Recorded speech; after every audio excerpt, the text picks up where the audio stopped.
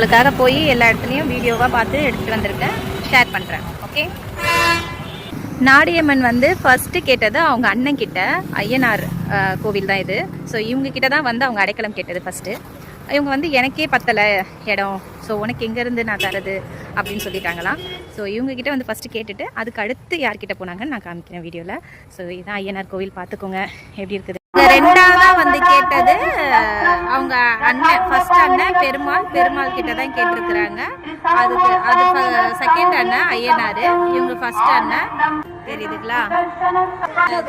இவங்களும் எனக்கே இடம் இல்லையம்மா உனக்கு எப்படி தருதுன்னு சொன்னாங்களாம். பெருமாள் கோவில் என்ட்ரன்ஸு எவ்வளோ அழகாக இருக்குது பாருங்கள், இந்த இடம் சூப்பராக இருக்குது.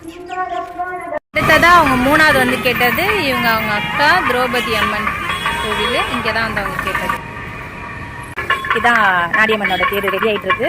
ஸோ இந்த வாகனத்தை மட்டும் அவங்க இங்கே விட்டுட்டு அப்படின்னா ஊர் எல்லைக்கு வெளியே போய் தான் அவங்க இருந்துக்கிட்டாங்க நாடியம்மன். ஸோ நாடியம்மன் கோவிலே காமிக்கிறேன்.